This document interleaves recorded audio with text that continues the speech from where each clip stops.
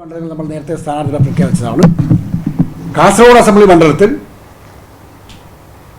LDFിൻ്റെ പിന്തുണയോടുകൂടി സ്വതന്ത്ര സ്ഥാനാർത്ഥിയായി മുൻ ജില്ലാ പഞ്ചായത്ത് വൈസ് പ്രസിഡന്റ് കൂടിയായ ഷാനവാസ് പാതൂരിനെ മത്സരിപ്പിക്കാനാണ് LDF തീരുമാനിച്ചിരിക്കുന്നത്.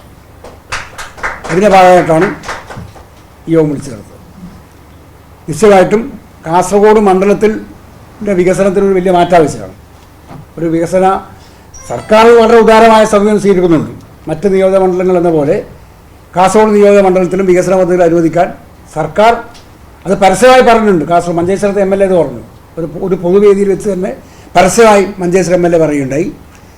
സർക്കാർ വളരെ ഉദാരമായ സമീപനമാണ് സ്വീകരിക്കുന്നത്. പക്ഷേ അതേ അവസരത്തിൽ നല്ല ഗൃഹപാഠം നടത്തി മണ്ഡലത്തിൻ്റെ വികസന പ്രശ്നങ്ങൾ മനസ്സിലാക്കി കഴിഞ്ഞ 10 വർഷമായി ഭരണം നടത്തിക്കൊണ്ടിരുന്ന LDF സർക്കാരിന് മുമ്പിൽ കാര്യങ്ങൾ അവതരിപ്പിച്ച് നേടിയെടുക്കുന്നതിൽ നിർഭാഗ്യവശാൽ ഈ 2 മണ്ഡലങ്ങളിൽ UDF MLAമാർക്ക് കഴിഞ്ഞിട്ടില്ല എന്നൊരു സത്യമാണ്. അപ്പം വികസനം വലിയൊരു പ്രശ്നമാണ്. അതടക്കം കണ്ടുകൊണ്ടാണ് ഈ മേഖലയിൽ നന്നായി ഇടപെട്ട് പ്രവർത്തിക്കുന്ന ജില്ലാ പഞ്ചായത്ത് വൈസ് പ്രസിഡന്റ് നിലയിൽ ഏറ്റവും മികച്ച പ്രവർത്തനം നടത്തിയ ഷാനവാസിനെ മത്സരിപ്പിക്കാൻ LDF തീരുമാനിച്ചത്. നാളെ 22-ന് അസംബ്ലി മണ്ഡലം തെരഞ്ഞെടുപ്പ് കമ്മിറ്റി രൂപീകരണ കൺവെൻഷൻ ചെർക്കള ഹൈമാക്സ് ഓഡിറ്റോറിയത്തിൽ വെച്ച് നടക്കുകയാണ്. 25-നകം പ്രാദേശിക ലോക്കൽ തല കമ്മിറ്റികളും 27-നകം മുഴുവൻ ബൂത്തുകളിലും LDFിൻ്റെ തെരഞ്ഞെടുപ്പ് കമ്മിറ്റികൾ വരും. സ്ഥാനാർത്ഥിയുടെ പൊതുപര്യടനം 29-ന് ആരംഭിക്കും. ആ നിലയിൽ വളരെ മികവുറ്റ ഒരു പ്രവർത്തനം നടത്തി കാസർഗോഡ് മണ്ഡലത്തിൽ LDFിന് അനുകൂലമായ സാഹചര്യം ഉണ്ടാക്കിയെടുത്ത് ഷാനവാസ് പാതൂരിൻ്റെ വിജയം ഉറപ്പിക്കാനുള്ള പ്രവർത്തനങ്ങൾ ഏറ്റെടുക്കാനാണ് ഞങ്ങൾ LDF തീരുമാനിച്ചത്. അപ്പോൾ ആ കാര്യം ഉൾപ്പെടെ നിങ്ങളോട് പറയുന്നതിനാണ് ഇത് പ്രസ്സമ്മേളനം വിളിച്ചു ചേർന്ന് സ്ഥാനാർത്ഥി ഷാനവാസ് ഉൾപ്പെടെ ഈ പ്രസ്സമ്മേളനത്തിൽ പങ്കെടുക്കുന്നുണ്ട്. അപ്പോൾ ഇത്രയും കാര്യങ്ങളാണ് ആമുഖം എന്നതിൽ ചുരുക്കി പറയാനുള്ളത്. നിങ്ങളെ പ്രതികരണത്തിന് ശേഷം ബാക്കി കാര്യങ്ങൾ നേതാക്കളുണ്ട്.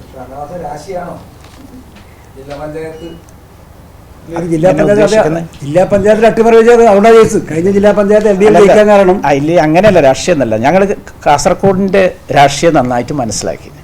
ഇത് കേരളം മുഴുവനും തന്നെ ഉറ്റുനോക്കുന്ന ഒരു പത്രസമ്മേളനമാണ്. അത് മാത്രമല്ല, ഇവിടെ പത്രപ്രവർത്തക സുഹൃത്തുക്കൾ 1-2 ആഴ്ചയായി ഈ വിഷയത്തിൽ ആവർത്തിച്ച് ചോദിക്കുന്നുണ്ടായിരുന്നു. മറ്റ് മണ്ഡലങ്ങളിൽ കാണിക്കാത്ത എന്താ പറയുക കൗതുകത്തോടു കൂടിയും ജിജ്ഞാസയോടു കൂടിയാണ് നിങ്ങൾ ചോദിച്ചുകൊണ്ടേയിരിക്കുന്നത്. ഞങ്ങൾ കാസർഗോഡ് നന്നായിട്ട് മനസ്സിലാക്കിയിട്ടാണ്. യഥാർത്ഥത്തിൽ ഇൻ്റർനാഷണൽ ലീഗിന് തന്നൊരു സീറ്റാണിത്, അലോട്ട് ചെയ്തതാണ്. ഞങ്ങൾ ഈ വിഷയത്തിൽ കുറേ ഡീപ്പായിട്ട് ചർച്ച ചെയ്തു, പ്രത്യേകിച്ചും ഇടതുപക്ഷ നേതാക്കന്മാരോടൊപ്പം. ഇവിടെ ജനവികാരം മാനിച്ചാണ് ഞങ്ങൾ ഒരു മാറ്റത്തിന് തയ്യാറായിരിക്കുന്നത്. ജനവികാരം എന്താണെന്ന് നിങ്ങൾക്ക് നന്നായിട്ട് അറിയാം. നേരത്തെ സഖാവ് സൂചിപ്പിച്ചതുപോലെ മറ്റ് ജില്ലാ ആസ്ഥാനങ്ങളെ അപേക്ഷിച്ച് കാസർഗോഡ് എന്ന് പറയുന്ന സാമ്പത്തികമായി ധന്യതയുള്ള ഈ നാട് വികസിച്ചിട്ടില്ല എന്നുള്ളതാണ്. അതേ സമയത്ത് ഗൾഫ് പ്രവാസികൾ അടക്കമുള്ളവർ കാസർഗോഡിൻ്റെ വികസനത്തെ സ്വപ്നം കാണുന്നുണ്ട്. അതിന് നല്ല സ്കോപ്പുണ്ട് ഇവിടെ. എന്തുകൊണ്ട് കഴിഞ്ഞ 15 വർഷമായി ഇവിടെ പ്രതിദാനം ചെയ്യുന്ന MLAക്ക് ഒന്നും ചെയ്യാൻ സാധിച്ചില്ല? ആ ചോദ്യം എല്ലാവരുടെയും മുന്നിലുണ്ട്. അതേ സമയത്ത് ന്യൂ ജനറേഷൻ ഏറ്റവും കൂടുതൽ ആവേശത്തോടെ രാഷ്ട്രീയത്തെയും അതുപോലെ തന്നെ തെരഞ്ഞെടുപ്പിനെയും കാണുന്ന ഒരു പ്രദേശമാണ് കാസർഗോഡ്. അതുകൊണ്ട് തന്നെയാണ് ഇത്തവണ ഒരവസരം വന്നപ്പോൾ ഞങ്ങൾ വളരെ ഡീപ്പായി ആലോചിച്ചും കൊണ്ട് എല്ലാ സാധ്യതകളും മാറാനും കൊണ്ട് ഇങ്ങനെ ഷാനവാസ് പാതൂറിനെ പോലെ മിടുമിടുക്കാനായ എനർജറ്റിക്കും ഡൈനാമിക്കുമായ ഒരു ചെറുപ്പക്കാരനെ ഞങ്ങൾ കണ്ടെത്തിയത്. അതിൽ അടങ്ങുന്ന രാഷ്ട്രീയമാണ് നിങ്ങൾ പറഞ്ഞ രാഷ്ട്രീയം.